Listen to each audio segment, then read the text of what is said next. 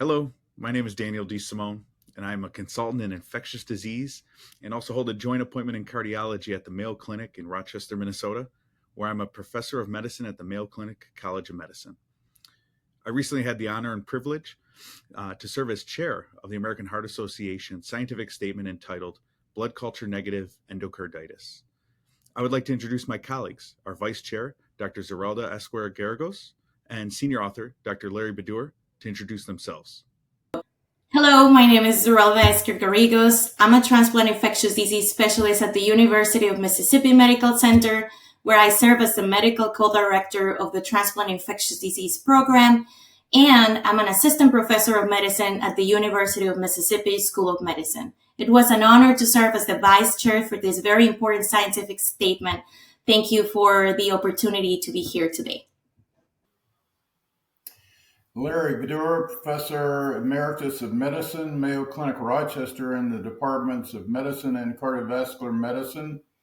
And I'm honored to participate in this presentation and formulation of the statement.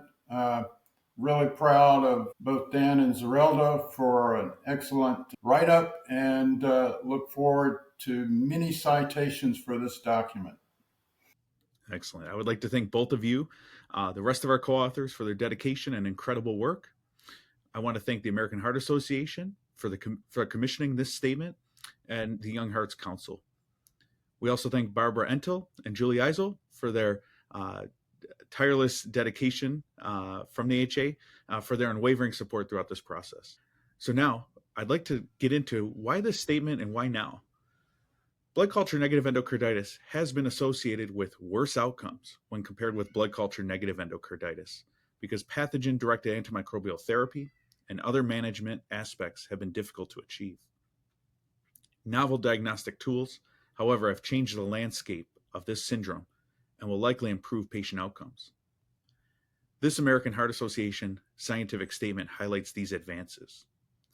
The writing group, which represents a multidisciplinary team, provides an update on blood culture negative endocarditis. Clinical scenarios representative of real-world experiences are included to assist frontline clinicians in the diagnosis and management of this syndrome. The goals of this paper include providing that frontline clinician with a diagnostic approach that incorporates these advancements, as well as management and follow-up with strategies for the most common fastidious or intracellular organisms with the hopes of improving patient outcomes. I'll now turn things over to Zerelda to discuss the key takeaway points. Sure. So as shown in figure 1, blood culture negative endocarditis is a significant diagnostic challenge with up to 30% of cases yielding negative blood cultures, often due to prior antibiotic use or infection with fastidious or non-culturable organisms. Identifying the causative pathogen is crucial for effective treatment. This statement provides an updated diagnostic algorithm that integrates traditional methods such as culture, serology, pathology with advanced molecular technologies. Importantly, we offer guidance on when to use molecular technologies and how to interpret their results, helping clinicians apply these tools effectively in real-world cases. Advanced imaging plays an increasing role, especially when echocardiography is inconclusive. Modalities such as cardiac CT, PET CT, and WBC SPECT CT can aid diagnosis, and their clinical applications are discussed in this statement. Now, recognizing that access to advanced molecular diagnostics and imaging is limited in many centers, we have factored these constraints into the clinical decision making of our algorithm. The statement also includes differential diagnosis for blood culture negative endocarditis, ensuring that non-infectious causes are appropriately considered. Lastly, prevention is key. One of the most critical takeaways is that antibiotics should not be administered or prescribed before blood cultures in patients with suspected or at high risk of infective endocarditis. Now, beyond the diagnostic approach and treatment strategies, this statement includes real-world clinical scenarios that illustrate common challenges in managing blood culture negative endocarditis. These cases provide practical insights into the complexities of diagnosis and treatment, offering guidance based on actual patient experiences. For a deeper understanding, I strongly encourage you to explore the full statement. It provides comprehensive guidance to support your clinical decision making. Thank you. Future considerations, we have a section in the statement regarding expectations. I think for readers and clinicians today, there needs to be appreciation of the transitional phase we're in from a laboratory perspective. We're going from a blood culture based system to an advanced molecular system.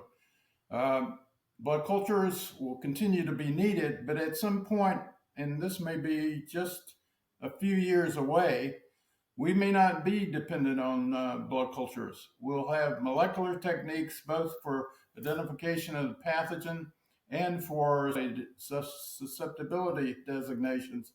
And I think that's really is changing the landscape of, quote, blood culture negative endocarditis, and will continue to do so.